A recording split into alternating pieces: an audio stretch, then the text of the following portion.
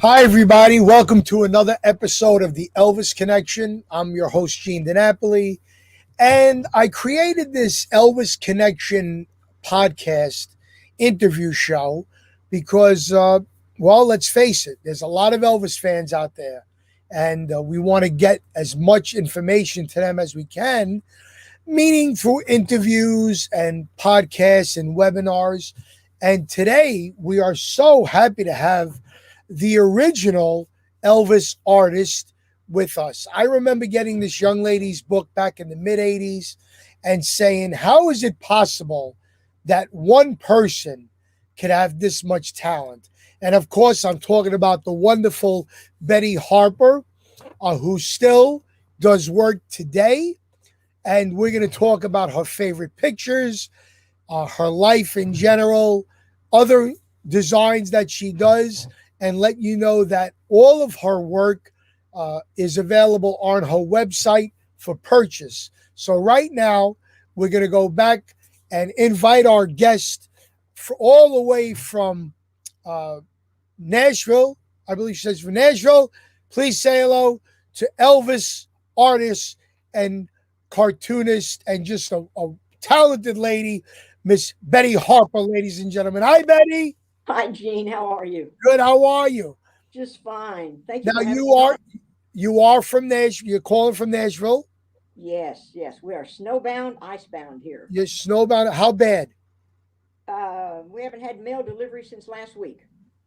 Well, that means you can't get any bills. Right. Exactly. Yeah. Betty, can you turn your microphone up a little bit, please? Let me see.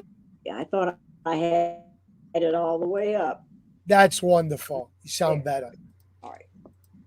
So, Betty, I gave my viewers a little insight to you, but why don't you take us back when you first realized you had this talent to draw? I color books and I color outside the lines. I can't color to save my life. How about you? I was really young. My dad said I was doing it long before, I even recall, but I, I was in about the fourth, fifth grade, and there was a student sat in front of me, a boy named Tom, and he was just sketching all the time. And it fascinated me, just fascinated me. So one day I just said, can you teach me how to do that? And he said, no, but he said, just watch me. So I watched him, I'd watch him. And then I started getting, on Sundays when the comic strips came, I started drawing and practicing, and it just fascinated me. I just drew everything around me. If it stood still or was in front of me, I would try to draw it. And one day I had a friend of mine asked me, one of my classmates asked me if I'd ever tried to draw a real person, other than the Phantom out of the, or Superman or anything like that. And I said, no. So I thought, well, I'm just going to give this a try. So we had our tablets at school were called Big Chiefs, and we had different cowboys, Roy and Gene and all of them on those. And mine had Roy Rogers. So one day I thought, well, I'm going to try to draw this picture of Roy. And when I started doing that, it just fascinated me. I just thought that was awesome. And so then that got me into drawing, wanting to draw more people. And the more I did that, the more I really liked it.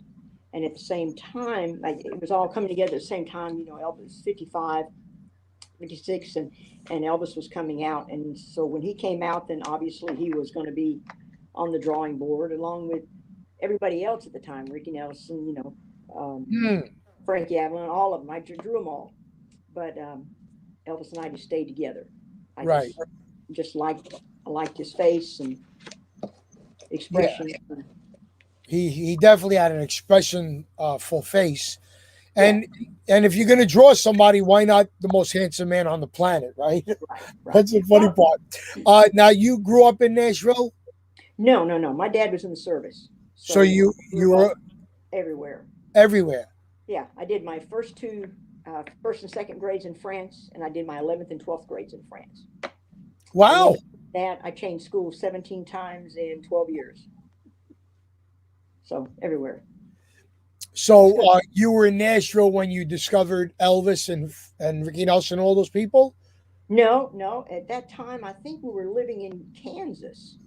Really? It was either Kansas or Colorado. Yeah. I Wow. was in elementary school. Mm, Yeah. wow.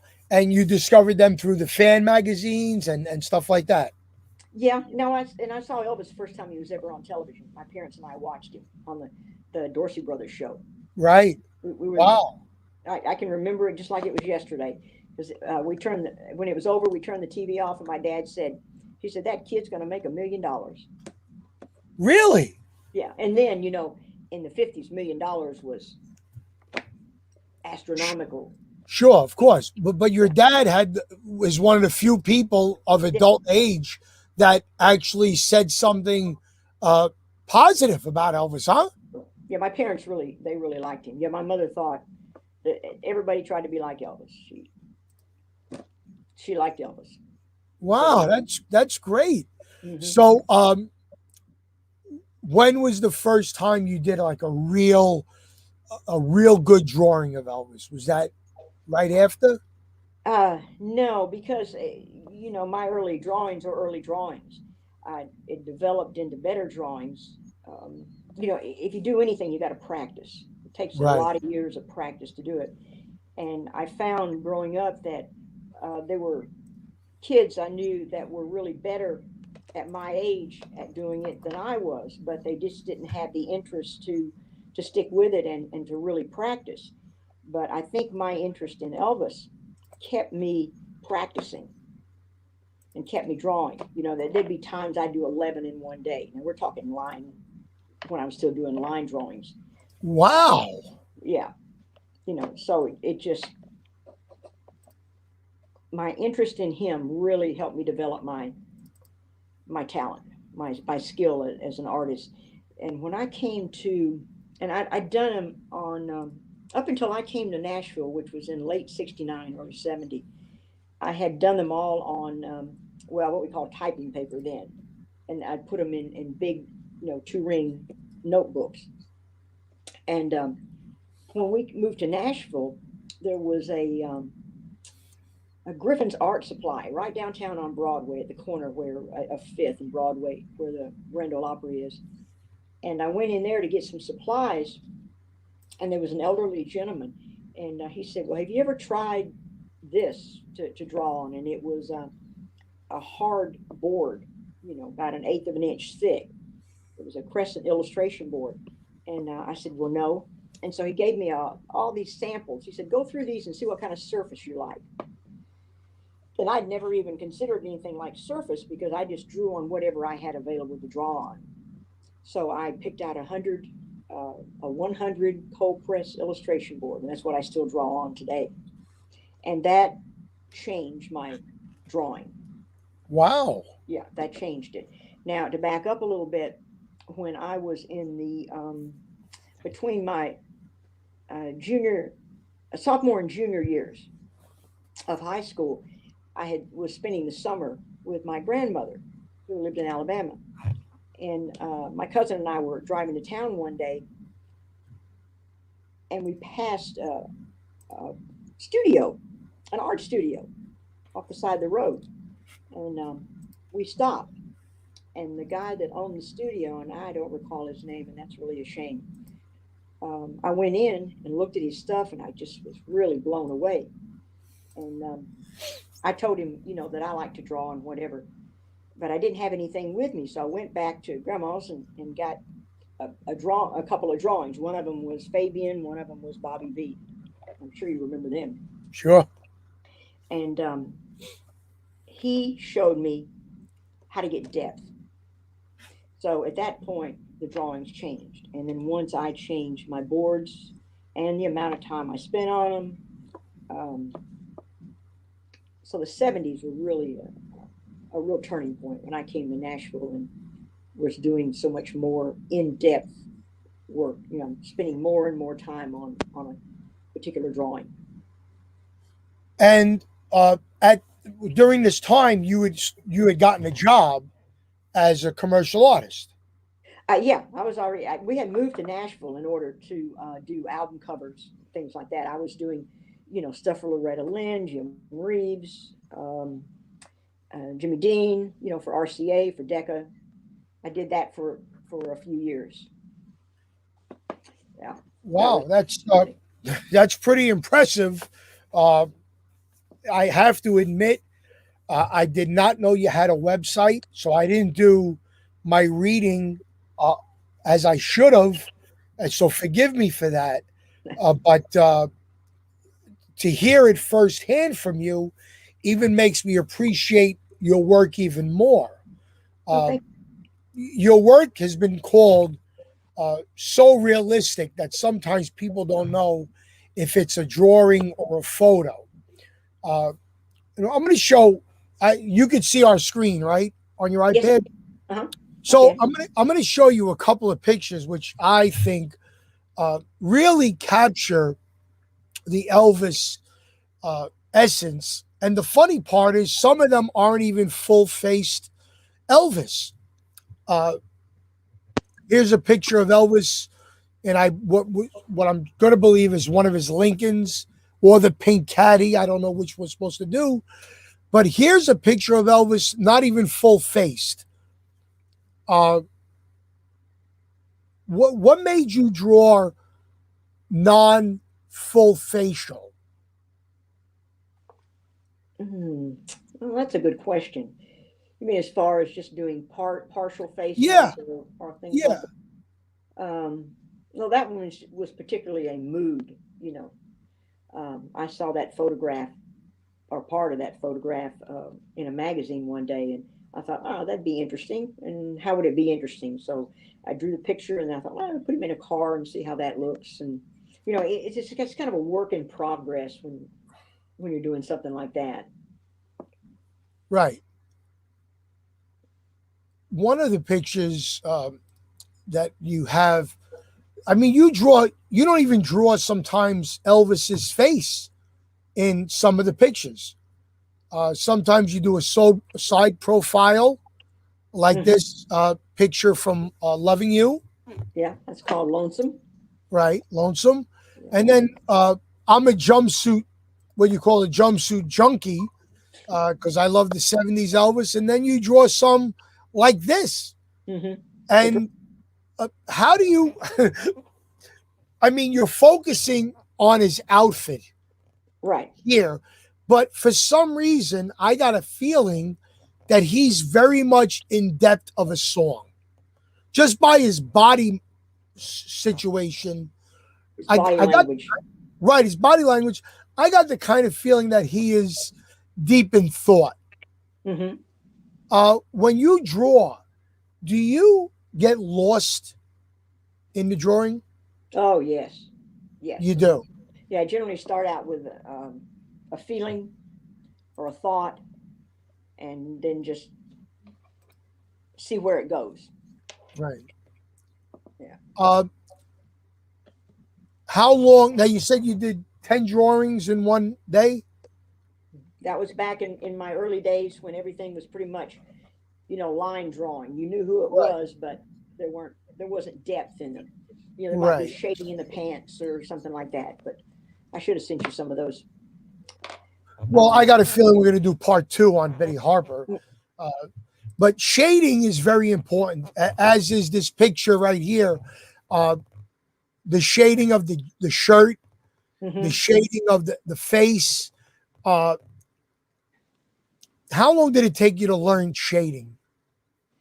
Well, it was a real turning point when I spent a little while with that guy that afternoon in his studio. That told me right then what I needed to do, and from that it was practice, just plain practice, and being observant to things around me, to a shirt somebody's wearing or anything like that, and how the creases fold, and I see everything in well, black and white, really. So if I see a fold, it's an F or it's a B or it's an HB or something like that, and that Mm, way my mind thinks it out. mm, wow. When you were selling your prints on an active basis, did you find the 50s outsold more, or what was the era that was selling more than anything? Gosh, I don't think there is. It's just all across the board. across the board? Yeah, it really is. Yeah, as far as the prints that I sell now, that there you go. That's my favorite one right there. That hangs in my office. Does it really? Yeah, that one hangs in my office, and the other one hangs behind me right here. Right. Yeah, Uh, yeah. This is a departure from what I like to do. It's a colored pencil drawing. mm, Where normally I would be using pencil, but this is one of the colored pencil ones that I really really like. There's just a look to the face and the way the hair is, and right. mine are realistic. They're not as they're not the photorealistic. I have people that I follow on Instagram, and theirs are so real. You can put the drawing right beside the photograph, and you cannot tell the difference. Really. And I appreciate the skill that it takes to do that, but I want the separation. I want to know that it's a drawing, but I Oh, want it to sure. have Yeah. life. I want it to have life. Right. In Well, but if you can't tell a drawing from a photo, then why get the drawing? You might as well get the photo. hmm Right. yeah, but it takes a lot of skill to do that, and Right. but it's not as much as I appreciate it. It's not the kind of look that I want in my artwork. I want people to look at it, know it's a drawing, and get a feeling. I want them to feel. Um, Gordon Stoker of the Jordanaires um, one time said that Betty Harper doesn't draw Elvis; she draws his soul, and that's what I want. I want people to really feel what I draw. And Gordon would know because I think he spent more time with Elvis than Elvis spent with Elvis. I mean, they were there for so many years with him. hmm Uh, I remember when I was younger, I got this book on the right, Newly Discovered Drawings of Elvis Presley by Betty Harper. Yes. And I remember in that book, Betty, uh, correct me if I'm wrong, you did a lot of eyes. There were a lot of pictures just of Elvis's eyes.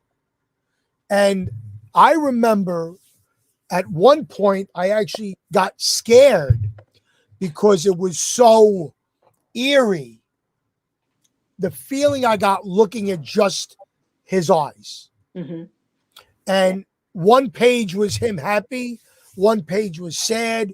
So just with eyes, you were able to capture his emotions, hmm which is a great talent uh, that comes with practice. It comes with practice. Comes Yeah, with practice. and there's a lot of feeling. Ray Walker, also the Jordanaires. The I was probably the first time he saw my artwork, and he saw one of the ones out of the book that you're talking about that was just eyes, nose, and a mouth. Mhm. And he said no, he said there's no way you can draw this if you had never seen him. And you never seen him in person, did you? Mm-mm. No, And you one weren't portrait, but not right. not You close up.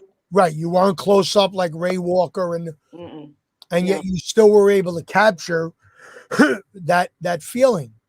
Uh, this is a pensive mood of Elvis from the movie Charo, hmm uh, which is funny because in my experience, I've seen a lot of Charo pictures in people's collections, and I wonder if it's because it was the only time he had a beard, or if they liked the look of him with the hat and the cowboy. yeah, the Charos are really popular. Is it One. really? Yeah, yes, it is. That's nice. Yeah. Now, personally, I like the collages that you've done, hmm especially where you had a younger and a more mature Elvis, Yeah. such as this one, uh, and then this one. This one really, uh, this one takes the cake for me. I mean, you have four different moods, um, all within one picture. So that's impressive. I mean, to do two separate projects and have them blend together to make one piece is an art form. Yeah. Uh, That one you just showed, the one right before this one, that was part of a series of prints that I did with Jerry Osborne. Um, he published the prints. I did the artwork. He published the prints, and we did. You talked about the Dean Martin a while ago.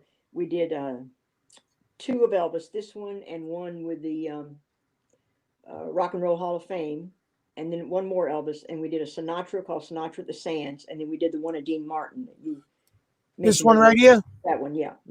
That was a series of prints that we did. really, hmm and available in a book. No, no, they were. I think they were either 20 by 24 or 18 by 24. They were large prints, Wow. limited edition prints. And Sinatra at the Sands was a concert shot.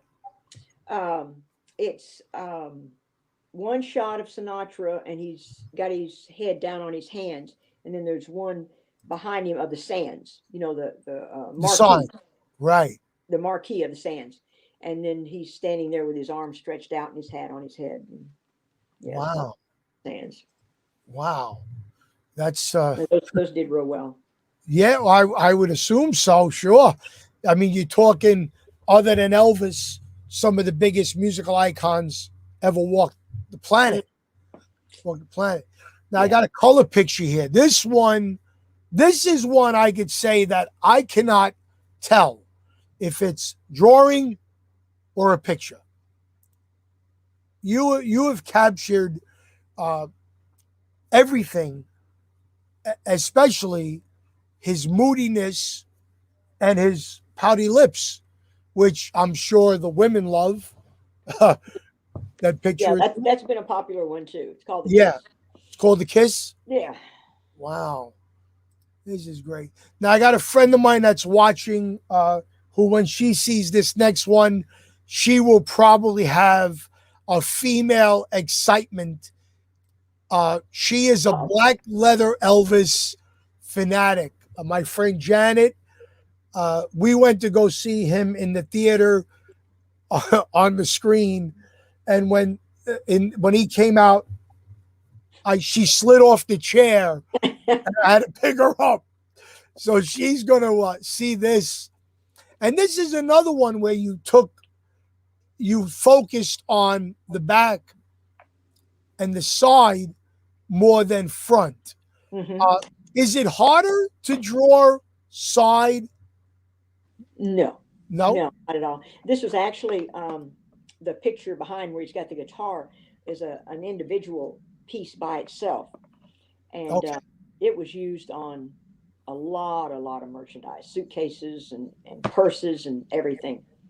And then it was last year when I was going to Memphis for August Elvis Week.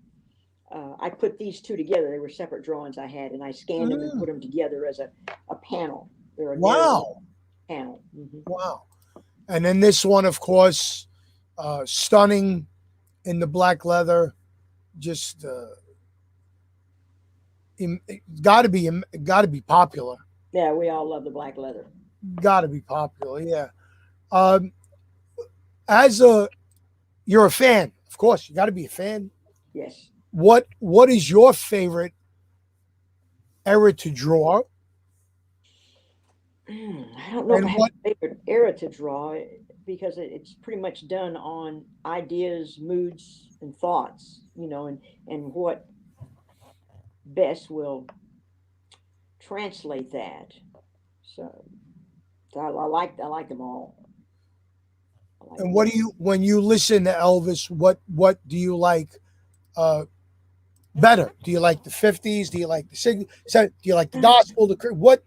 What's your go to?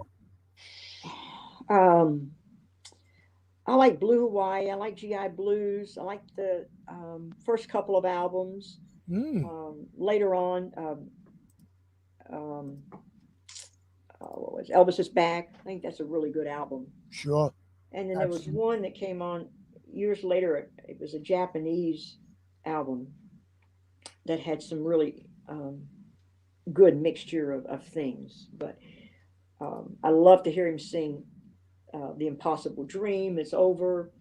Um, Pretend. Just You like the big ballad stuff, the vocal yeah. stuff. Yeah, I don't blame you. That's some of his best, of Mhm. course. Um, Now going back.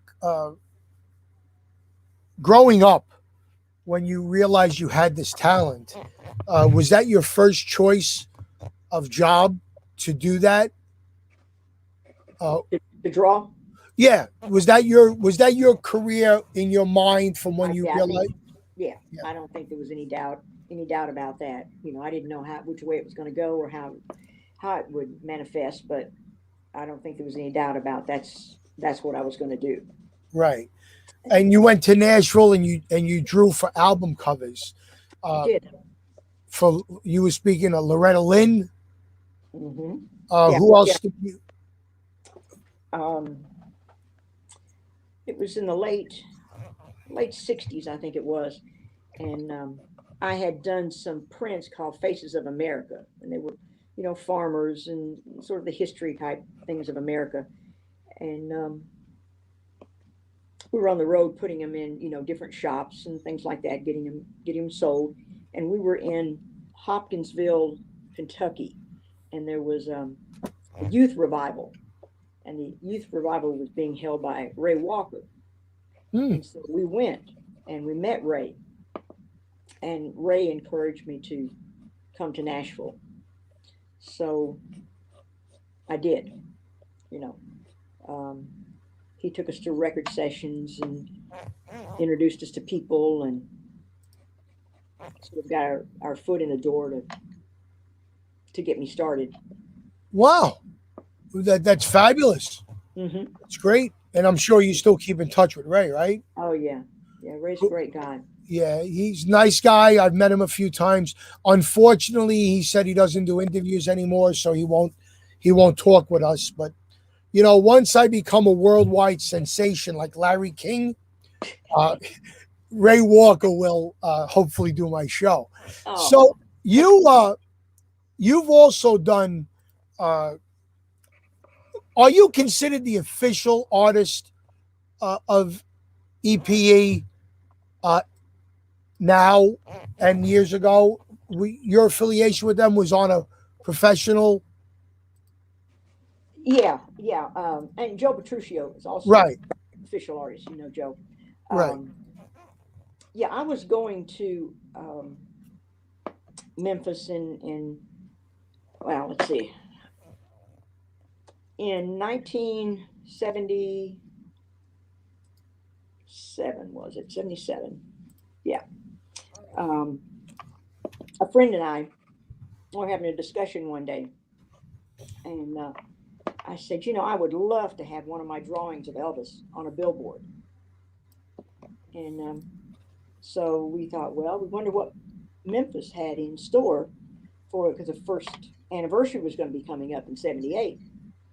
And so we called the city and they said, well, they kind of thought about some things, but they hadn't decided on it. So we said, okay, what about a billboard? So from there, it just went rolling. And the Negative Sign Company got in on it, the Convention and Visitors Bureau. So in August of '78, we did the American Trilogy billboard, which was, if you come out of Graceland, it would be on your left up toward where Marlowe's is. And we had a big unveiling and a reception and all that. And then I didn't show my Elvis art again until about 1980, 81. Mm. And I decided I wanted to show it. So I called a friend of mine whose boyfriend was, well, at that time they were called Elvis impersonators, but, an ETA. Hmm. And she said, well, if you want to go to Memphis and show your artwork, call Amy McDaniels. She's manager at the Quality Inn on Brooks Road. So I called Amy, and Amy remembered the billboard and knew who I was. And she said, yeah, that's a great idea. She said, let's do it. So I went down. She said, we'll have to do it the first um, week of August because she said we have a lot of English fans that come in and it might be a problem to, deal with everything. So I said, okay. So I went down and I was there about a half a day. And Amy came out and she said, oh, you got to be here next week when the English come. Well, I had 5 kids and my youngest was still in diapers. Oh, So I said, well, if I do this, I'm going to need to run home and make some arrangements and then I'll come back. So I did. And I came back and that started my yearly trips to Memphis for Elvis Week. And after I left that year, Amy called me and she said, they're thinking about um, doing this as an annual thing, as an annual event, calling it Elvis International Tribute Week. Hmm. And they want to know if they can use your artwork on the brochures or anything like that. And I said, well, sure. So for probably 5 years, all of the brochures had my artwork on it, and then the merchandising started from that. Yeah. And this is when they were doing their own merchandising, and then they got away from doing that, and it turned around and they were doing it in a different direction. They weren't actually producing it themselves. The people were coming to them wanting to license it, so that was the Right. direction it took. And and that's when Joe came in on it back in the '90s sometime. And then I got a call from Carol Butler, and she said, we hadn't thought about it, but we should, we'd like to use your artwork too. And I said, well, sure, been using it already, so as well. And so we've been, you know, working together for since the beginning. Yeah, you were there from 82 to 86 with the International Tribute Week. Elvis International Tribute Week, right? Yeah. Uh, and I'm just going to read a small list of credits that you've done. Uh, in addition, I mean, listen, when you get commissioned, because that's what they call it, right? When you get commissioned, Right. when you get commissioned by the best of the best, you must be the best. So putting Elvis Presley aside, you're also the commissioned artist for Muhammad Ali, right? I've done some, yes. Mm-hmm. Yes, for Ali Enterprises. Mm-hmm. Uh, you've done personal work for Elvis's producer Felton Jarvis, uh, which is great. You've done the king of all bourbons, Jack Daniels. Yeah, we did it. We Yeah, did stuff for Jack Daniels. I did a you did bunch of stuff. record album covers for Jim Reeves, Loretta Lynn, Columbia Records. Also, now let me ask you this: I know now in the past couple of years they have a category in the Grammys for album art. Did they have that when you were working with them? And did you get any accolades on your work? No, I don't remember. When I came to town, they still weren't even giving songwriters credit um, on albums. That came along. That came along later. Right, right. As for your exhibitions, never mind just the South. As far as Florence, Italy, uh, New Zealand, just so many exhibitions you've had. But I do not see one in New York. I don't think I've had one in New York. Well, then we have to make that happen Make that happen. once COVID is now gone. Right. We have to get Betty Harper and her art to Manhattan or New York in general. And I am going to spearhead that, Betty. Okay. I'm going to spearhead that. I want to go through another couple of pictures out of the many beautiful ones you sent me. I had to try to pick out my favorites. Let's talk about a friend, a mutual friend of ours, Miss Sandy Pichon, who was the Lovely Elvis lady. What? Lovely lady. Very lovely. Was with her on many, many occasions. She came to New York. We went for lunch and dinner. When I went on the road, whenever we were together, she was always the most gracious. She was a real Southern lady. Yes. As Real, we'd say in the South, she was a salt of the earth. yes, you're right. You hit it right on the head. Salt of the earth. Salt of the earth. Did she get to see this print? No. Mm-mm. I don't. I think I did this after Sandy had passed. Right. I'm pretty sure. I'd have to go back and look, but I'm going to check that, but I don't think so. Right. But she did see your prints in general. Oh, yes. Yeah. Yes. Yeah. Yes. She had a table at Marlowe's, a couple of them, and she had my artwork under the plexiglass at the tables. Nice. Yeah. This one, I love this. I love this for two reasons. Only Elvis could pull off wearing sunglasses at a karate Right. exhibition. But you utilize color in the clothing, one color, uh, which I think is great because it really makes it pop. Uh, this is a great shot. I drew this one 4 or 5 years ago. I was invited to participate in the Strictly Elvis um, Great Yarmouth Festival in England, Okay. and so I drew this one that week that I was there. This is what I worked on each day. Really? Mm-hmm. Yeah, That's sure nice. did. That's very nice. And then we touched on this before, the four uh, images of Elvis. And the funny part is that image of Elvis on the top right was the image in the Aloha from Hawaii LP, uh, which was not even from the concert, which is a funny, I don't get it. I know. With all the great shots of Elvis in his eagle jumpsuit, why they would pick a 1972. Yeah. And you know what, Betty? The picture itself is not flattering, the actual picture, but for some reason you drew it where it's not offensive at all. It kind of goes with the Elvis excitement more so than the picture, which he was pudgy and it looked like a bad picture. But you were able to capture uh, something different.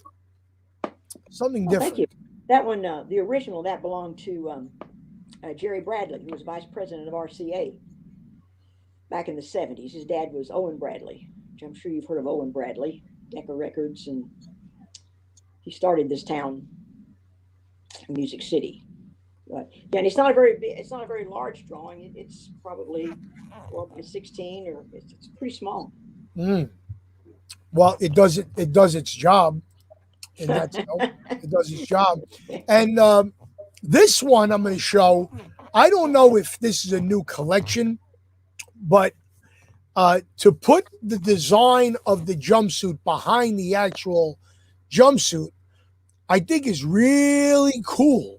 Yeah, I did that So with a dragon one. you did it with a dragon? Yeah, the one you showed earlier on, where it Yeah. was from the back. It was like that. But yeah, this is one of the newest ones I've done. I did that probably last month. I did that one last month. Yeah. There you go. Yeah, there's the dragon. Yeah. How many of these have you done? Those are the only two that I've done with the suits that have the images behind them Right. of the actual. I'm sure they won't be the last though. Yeah, you'll continue. Hmm. Yeah, it's just a look that I like. Oh, well, it's a great look. It's a great look. And then going back to non Elvis, here's one of the King of Cool, Dino Crescetti from Steubenville, Ohio, also known as Dean Martin. Uh, he looks so relaxed there, Betty. Hmm. He looks so relaxed. I think you captured him there just as well as you did the Elvis, of course. Thank you. Uh, Talk to me about the Elvis movie with Kurt Russell. Oh, that's an intertwined story. Um, hope I don't get lost trying to tell it.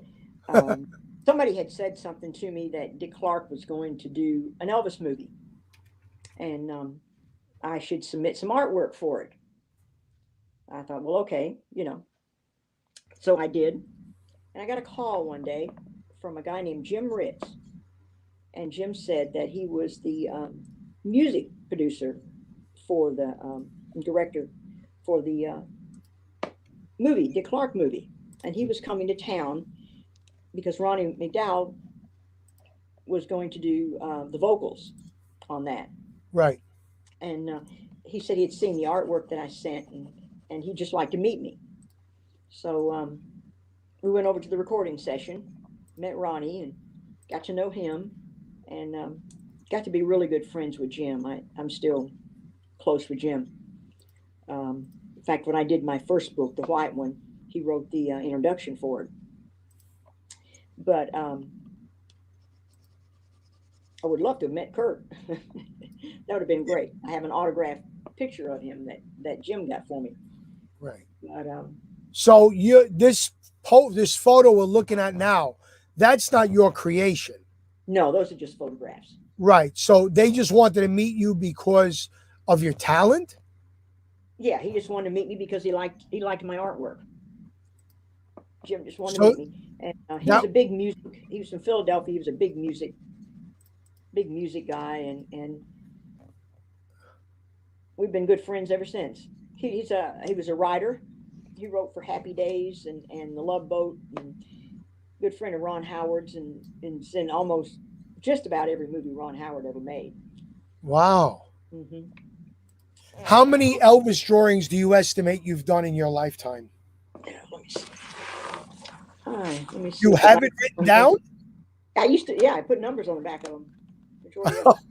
I just finished, let's see, 20,187. No. Yeah. 20,187. Yeah. And that's this one right here.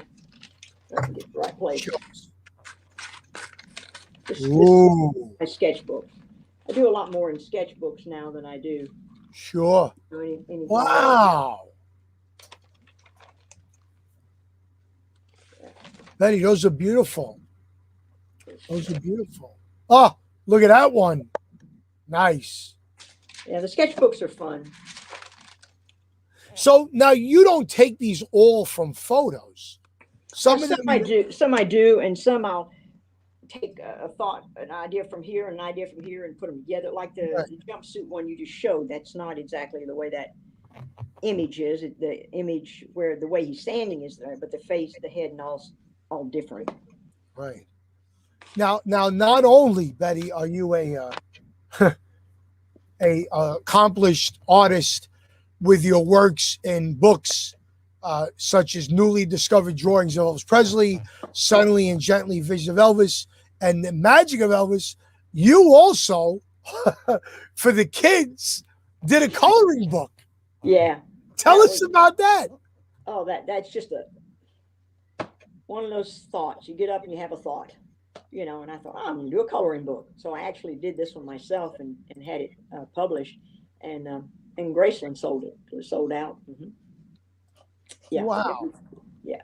It's got, like any coloring book, it's got pictures to color, and it's got connected dots and right. What picture, what matches and what doesn't, and puzzles and everything in it. Yeah. Right. It was real popular. Was this the only one you did? That's the only one I've done. Yeah. Because I see I just had that thought, and I did it, and it was done. Yeah. That was it. Because I see it says Volume 1 early Elvis. Were there plans to do a Volume 2 of some other Elvis? Actually, when I wrote that, I didn't even think beyond that. I just knew that was the first one, so that was the Volume 1. Gotcha. Yeah. Gotcha. Now, these books are no longer in publication circulation, but they are all available.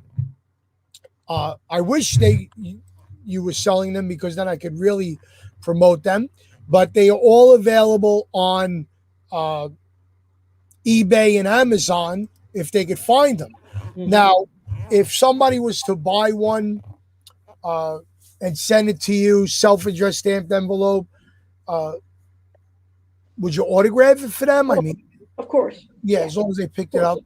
But the ones that do get autographed are all your sketches on your website, which is bettyharper.com. Right. And I autograph all of those. Yeah, I'm looking at some of the stuff on your on your website, and I hope I hit lotto tomorrow night because I would love some of these prints and of course the Elvis ones. But I'm looking at Lone Ranger and Tonto. I mean, that's a throwback to my childhood. Yeah. Roy Rogers was the first person I ever draw. Roy Rogers. Mm-hmm. Is that right? Yeah. Wow. I'm looking at one called Rhythm and Blues of Soul, and you have Elvis and other people in there. I can't see too good, but who else is in that? Can you tell me? Junior Parker, Bo Diddley, Robert Johnston, Ma Rainey, Mm, just and a lot of the blues singers from the era of the 30s and 40s. right. I think Johnny Who's Ray's the, in there too. And is B.B. Big King. Mama Thornton in there? Is that Big Mama Thornton up in the corner, or is it Bessie Smith? I can't see. It might be Bessie Smith.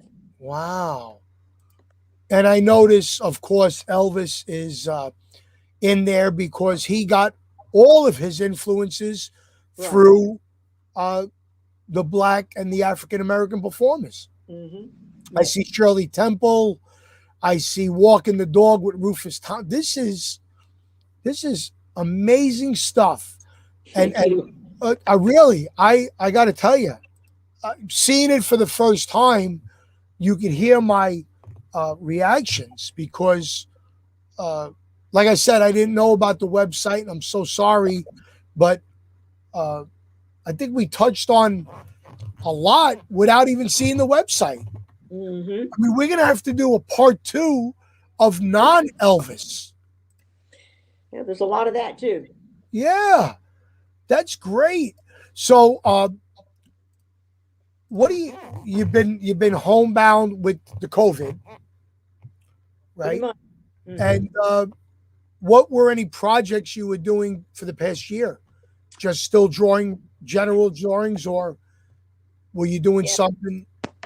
For about the first 9 months, I would get up, come in here to my drawing room, and I'd do a sketch of Elvis every single day. Just to keep my mind in a pattern, thinking. But yeah, I've done a lot. I've done probably 150 of Elvis last year. Just last year alone. Mm-hmm. With COVID and yeah. Plus, I do some commissions and the usual stuff I have to do. Right. But Elvis is what I like to do. I'm going to tell you, about 15 years ago, I was going to contact you because I was going to get a tattoo. And I wanted the tattoo to be of the 3 men that influenced my life to what it was. Mm-hmm. Of course, Elvis was one of them. My biological father and the man my mother married, who was my father for 37 years. So I had come up with this idea that I was going to have my father on one side, Elvis in the middle, and my stepfather, Louis, on the right. And then underneath that was going to be a picture of me. Because I believe I'm a product of all 3. Mm-hmm. And then I saw the size of the needle. Change your mind? And it changed my mind. Yeah. Actually, at the time, I was a very heavy diabetic. So they said you're not supposed to get tattoos when you're diabetic. But when and if I do something on that magnitude, I'm going to need a Betty Harper sketch to give to the guy, tattoo artist. That's right. And I can't put your full name. I'm just going to put BH underneath. Had a lot of people show up at my art shows and say, "Look, see what I did?" Yeah, huh? Yeah. Really? Yeah, I've seen a lot of them. Yeah, pictures of Elvis from my drawings. Yeah. Well, that should be a testament to your talent again, because why would somebody permanently put something on their body unless they thought it was quality and very good? So Oh, thank you. Betty, you are a wonderful talent. I hope the next time we talk, you have another 1,000 pictures uh, under your belt. We'll wind up at 21,187. To all our viewers and listeners, any of her artwork could be found on bettyharper.com. If you do purchase something, make sure you heard about her on the Gene DiNapoli podcast, and maybe she'll give a little extra signature. Betty, thank you so much for doing Oh, this. You thank gave you, Gene. us some wonderful stories, and please, anything that we can do to further your work, we're going to promote it on the social media, and hopefully you get some purchases. Well, thank you. I look forward to meeting you someday. You When will, this is over. When this and is you over. will, and God bless you. Stay warm and stay positive. Yeah. Okay. Thank you. And the same to Bye, you. Betty. Thank you. Bye bye. Bye bye. Well, ladies and gentlemen, I think that was a wonderful lady to speak to. Her drawings are just fabulous. And once again, if you'd like to have one in your collection, go to bettyharper.com. Pick out something, Elvis, non Elvis. I mean, the Lone Ranger and Tonto uh, just struck a nerve, and tell her that you saw her on the Elvis Connection podcast with Gene DiNapoli. Thank you for tuning in. Please share this on all your social media platforms, and stay warm, stay safe, stay positive, and God bless you. Goodbye, everybody.